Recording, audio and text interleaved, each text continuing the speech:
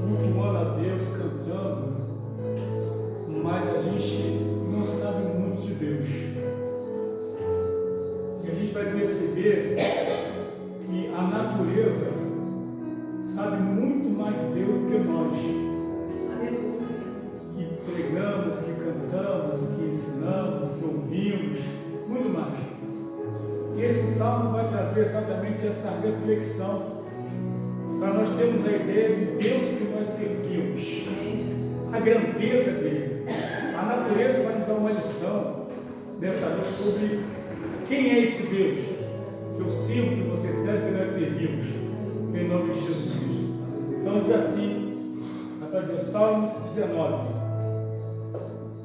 os céus declaram a glória de Deus, e o firmamento anuncia a obra das tuas mãos. Um dia faz declaração a outro dia, e uma noite mostra a sabedoria a outra noite. Não há linguagem, nem fala, onde não se ouça a sua voz.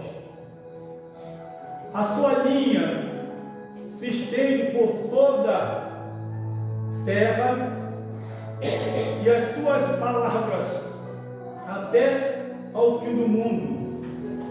Neles pôs uma tenda para o sol.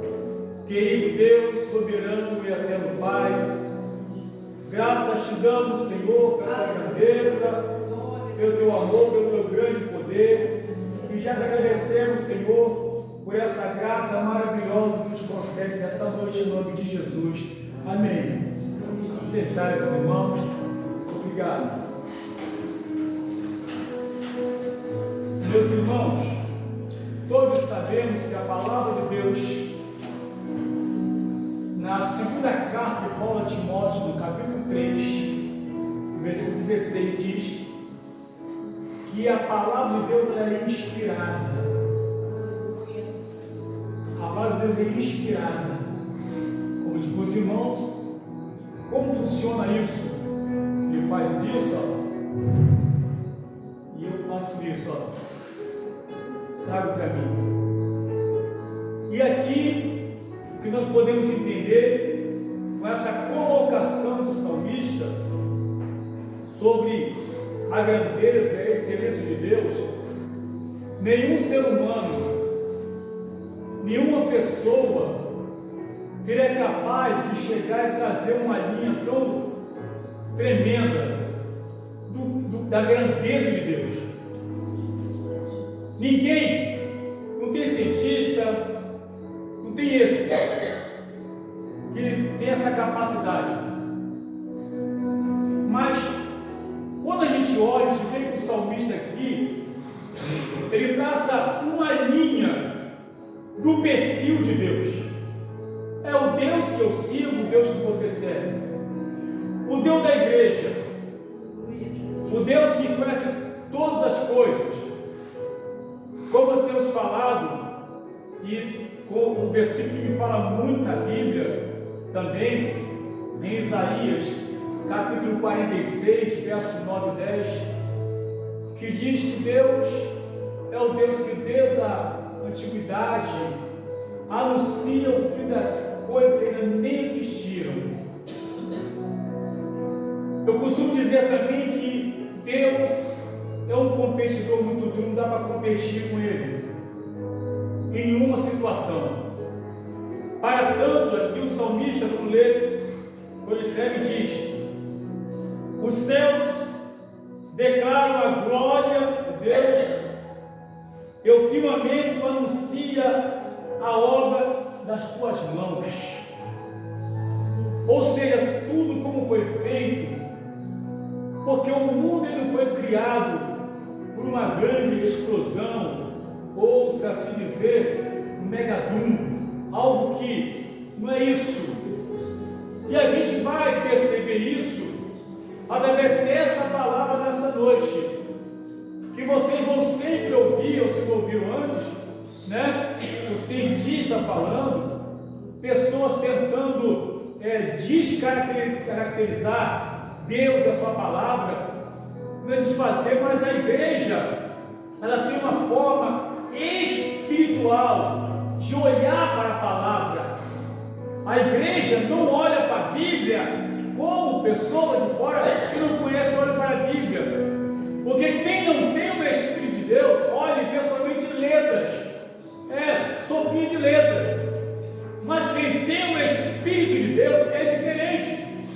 Ele vem de forma espiritual, até porque a Bíblia nos fala, o próprio Jesus falou, em João 14:26, que diz: mas o Espírito Santo, o Consolador, que o Pai enviará em meu nome, este vos ensinará todas as coisas, eu vos fará lembrar que vos tenho ensinado. Mas por que Jesus falou isso? Quando ele falou essa palavra para os discípulos, primeiro ponto, quando ele fala isso, vai fazer lembrar todas as coisas, porque era a preocupação dos discípulos, após ele ser assunto aos céus, esquecer de todo o ensinamento, de toda orientação, de todo esclarecimento. Então, primeira coisa, lembrar. Então, quem lê a palavra com desejo de aprender e de conhecer Deus, ainda que não consiga guardar na mente os versículos, mas no momento certo, o Espírito Santo lembra daquela palavra em meio à sua necessidade. Aleluia. O segundo ponto também, quando fala sobre ensinar, é quando a gente lê a palavra com a intenção de aprender. O próprio Espírito Santo, ele é poderoso para esclarecer, ensinar, orientar, tratar inclusive conosco, porque é a palavra que nos trata, aleluia, como está na carta aos Hebreus, capítulo 4, versículo 12, que a palavra de Deus é viva e eficaz, mais penetrante do que qualquer espada de Deus mundo, que penetra até a divisão da alma e do espírito, das juntas e medulas, e ela é a conhecimento, pensamento e intenção do coração do homem. Ou seja, a palavra entra, vai aonde ninguém consegue ir. Não tem doutor, não tem medicina, porque a palavra vai, porque o próprio Espírito Santo, aleluia, ele trabalha em cima da minha, da sua, da nossa necessidade e não daquilo que nós queremos. Muito bem, baseado nisso, o salmista escreve dizendo sobre o que anuncia o firmamento de suas mãos. Primeira coisa que ele fala: um dia faz declaração a outro dia, e uma noite mostra sabedoria a outra noite. Ou seja, sem haver linguagem, sem se conversarem, mas o comportamento do dia já anuncia a chegada da noite. Ou seja, não há extrapolamento, ninguém passa do limite. O dia tem seu tempo, a noite tem seu tempo, e aqui, na verdade, queridos, há uma forma de comunicação, a qual Deus quer que eu também, você também, tenha essa comunicação com Ele. Saber o momento certo de falar, o momento certo de ouvir, o momento certo de andar, de falar, de a gente sentir, porque é isso que Ele espera de cada um de nós. E quando a gente olha sobre a questão da criação, a gente olha aqui na Bíblia Sagrada, irmão, a gente percebe que a metade, por exemplo, do Sol, ele tem aproximadamente 699 quilômetros. O Sol, a metade. Ou seja, na sua forma inteiriça, dá cerca de 1.300 quilômetros de Sol. Enquanto que a Lua, ela é 400 vezes menor do que o Sol. Quando vocês veem aquela questão do eclipse, exatamente como há um alinhamento entre o Sol e a Lua, devido à proporcionalidade do tamanho, Deus fez isso. Quando você olha para o céu, você não consegue ver, não consegue contar, não consegue contemplar. Mas na nossa Via Láctea, a 400 bilhões de estrelas.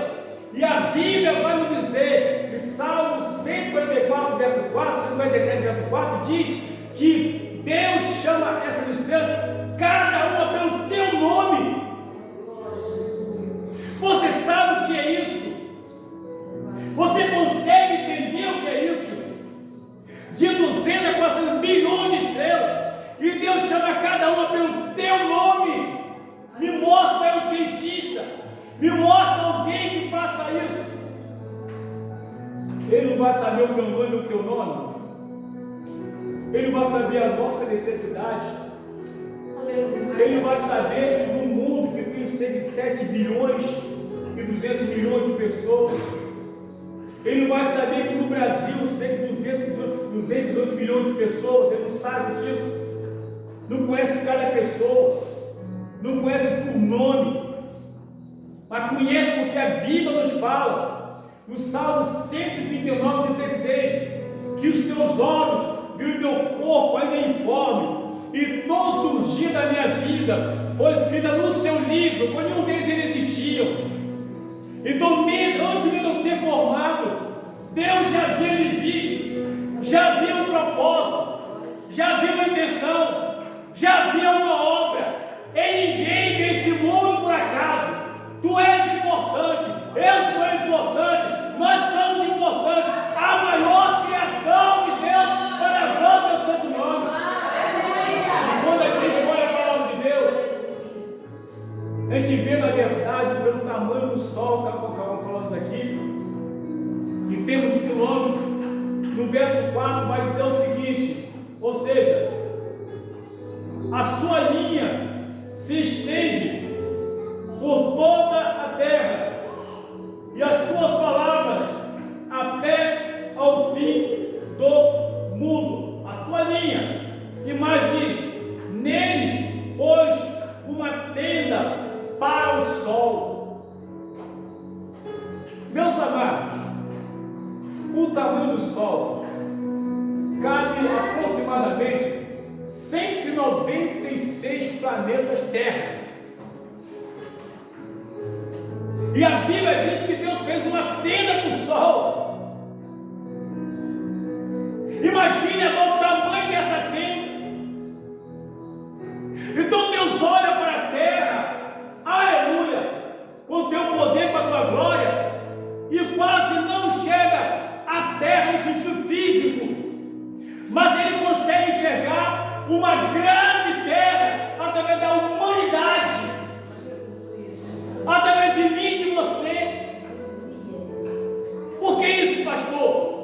Porque, primeira coisa, a palavra de Deus fala, no livro de Gênesis, capítulo 12, verso 7, que Deus formou o homem do pó da terra e soprou na sua nariz um fôlego de vida. E quando Deus faz isso, essa criação, Ele mostra uma das particularidades tremendas, que muitas vezes eu não entendo o que isso significa.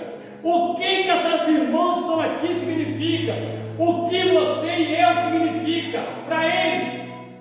Primeira coisa, tratando em relação às irmãs, aqui nesta noite, para a glória do nome de Jesus. Aquela mulher chamada Eva não é um nome comum.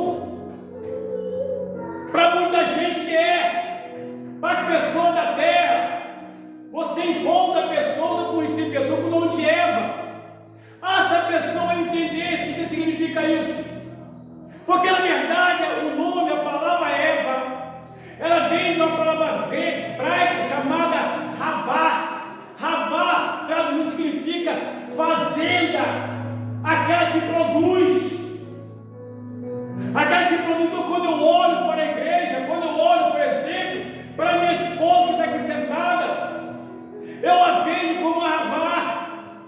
Pelo tempo de casamento que nós temos, é pouca coisa. Tem pessoas que têm mais tempo. E em 47 anos de casado, tivemos 4 filhos, 8 netos e 1 bisnetos. Sabe, então para mim eu vejo ela como uma Havá, aquela que produz. Você é uma Havá, você produz. É assim que Deus enxerga a mulher. Outra linha também da tradução hebraica esse não significa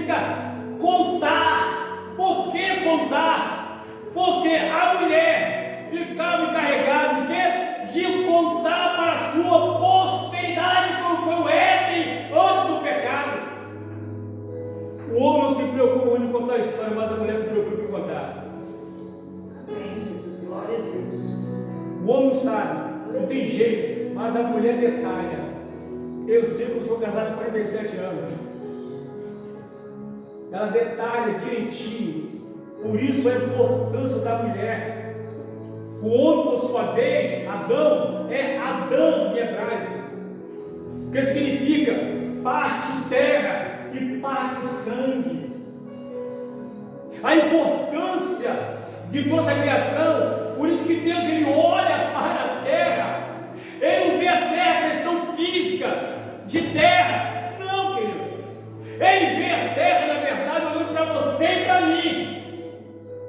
Então ele vê uma grandeza em relação a pessoas, as pessoas quais ele criou, como ele formou, a maior preciosidade para glorificar o nome dele, para exaltar o nome dele.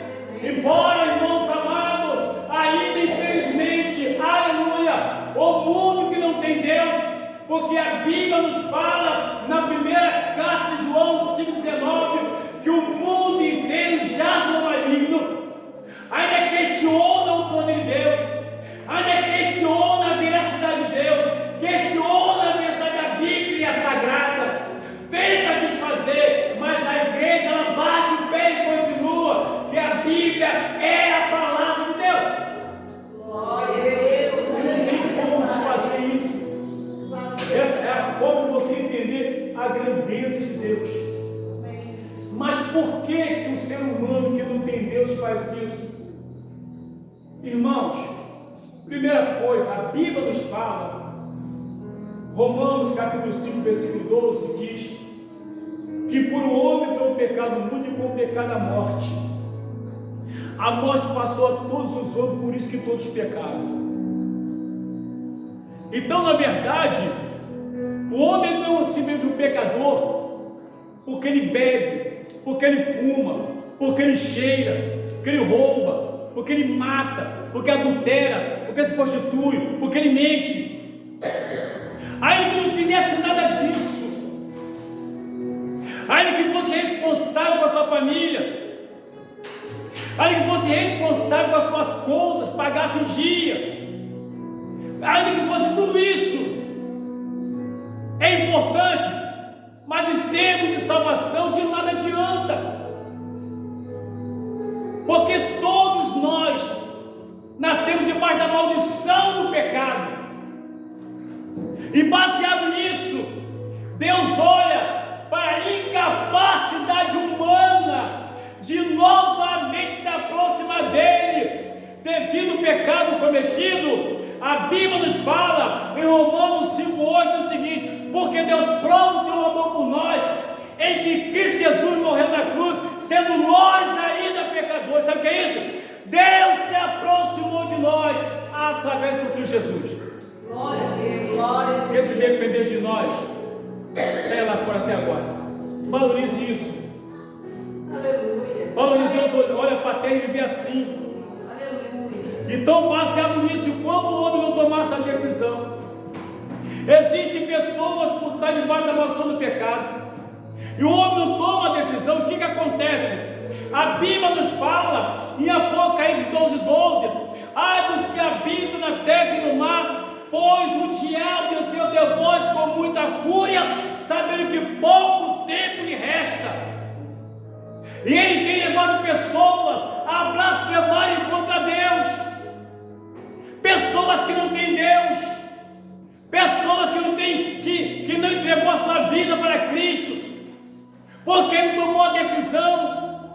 E o homem por si mesmo já é um problema, porque na carne dele habita o quê? A questão pecaminosa. Mas tem um adversário que trabalha dioturnamente para confundir a tua mente, para que ele venha blasfemar contra Deus. Mas saiba de uma coisa: a igreja está de pé, porque Cristo é o cabeça da igreja. É o que está escrito em Mateus 16:18. Jesus disse que as portas do inferno não prevalecerão contra a minha igreja, a igreja é dele. E quando você olha para a palavra de Deus, te vê a grandeza de tudo isso que Deus tem feito. Deus olha para nós com um olhar de amor, um olhar de misericórdia. Sabe por quê? Não adianta alguém Porque Salmos 14, 1 a 3 diz que Deus olhou para a terra e não viu um justo sequer. Ou seja, quando a Bíblia nos fala, na primeira carta de João 2:1, que diz: Filhinho, eu vos digo para que não pequeis, mas se vieres a pecar, tens um advogado que intercede por vós à direita do Pai. Significa que Deus olha para mim e para você através do sangue de Jesus. Ele está à direita do Pai, intercedendo pela tua igreja, e nada vai conseguir destruí-la, ainda que haja essa tentativa, essa correria para tentar. Deus é fiel e vela pela tua palavra. Isso aqui é a palavra de Deus. Há quanto tempo homens, infelizmente doutrinados pelo adversário, têm empreendido tempo, têm trabalhado para tentar desfazer a Bíblia, mas não consegue, porque é a palavra de Deus. Passarão os céus e a terra, mas a minha palavra não vai passar. Mateus capítulo 22, está escrito lá, vai permanecer. Por isso, nessa noite, você agora passa a entender o Deus que você serve. O Deus que você serve, sabe por quê? Se você for no Salmo 139, de 1 a 6, você vai ver ali Deus onisciente, a onisciência de Deus. Se você olhar no Salmo 139, de 7 a 12, você vai ver a onipresença de Deus. Deus onipresente está em todo lugar. Se você analisar Salmo 139, aleluia, do verso 3 a 18, você vai ver a onipotência de Deus. Deus é poderoso e vela pela tua palavra. Ele guarda a tua igreja. Deveria levantar pela manhã, independentemente da situação, levantar glorificando a Deus, exaltando o nome do Senhor. Para Ele toda honra e toda glória, todo louvor e toda adoração. Meus amados irmãos, Deus, segundo a sua graça maravilhosa, eu fico imaginando, nós estamos aqui reunidos nesta noite, louvor e exaltando o nome dele. Eu fico imaginando o que leva o Senhor a estar presente no nosso meio. Eu acredito que cada um de nós aqui aprontou alguma coisa hoje, pensou mal, falou mal, alguma coisa, e mesmo assim se faz presente. Mesmo assim ele faz questão de participar do culto, porque é para Ele. A Ele toda honra e toda glória. Ele faz questão de estar aqui no nosso meio. Pastor, eu não estou vendo, não precisa ver, só precisa sentir. Porque a presença dele é através do Santo Espírito de Deus. O próprio Jesus falou isso. Se ele não fosse o Espírito Santo, o Consolador não viria. Ele foi assunto aos céus. E onde está em nosso meio o Consolador, o Espírito Santo? E a Bíblia nos fala, aleluia, em Romanos 8, 26, 27, 28, que nós não sabemos orar como convém, mas o Espírito Santo que intercede por nós com gemidos inexprimíveis, e aquele que sonda os corações sabe qual é a intenção do Espírito. Sabe de uma coisa? A tua oração é peneirada e chega diante de Deus. Quem leva é o Espírito Santo. Louvado seja o nome de Deus. Santo poderoso. É muito bom estar na presença de Deus. É muito bom exaltar o nome do Senhor. Você não está aqui em vão. Pensa nisso. Você não adentrou por essa porta simples por adentrar. Na nossa mente é assim: hoje eu vou na igreja. Não. Você pode até pensar assim: uma coisa é você falar, outra coisa é ser o que você pensa que é. É diferente, porque Deus ele é assim, Ele move as pessoas, trabalha com as pessoas. Quando você fala eu vou, é porque Deus já trabalhou na sua vida, Deus se antecipou a você. Quando você fala eu vou na igreja, é porque Deus já se antecipou a você e botou no teu coração o desejo de estar na presença dEle. Então aproveite esse momento, aproveite essa hora, sinta a graça e a presença de Deus. Aleluia! A Ele toda a honra, toda a glória, todo louvor e toda a adoração, em nome de Jesus Cristo, que é vive e reina para sempre. Fiquemos de pé, adorarmos ao Senhor nessa noite, em nome de Jesus de Nazaré. Aleluia.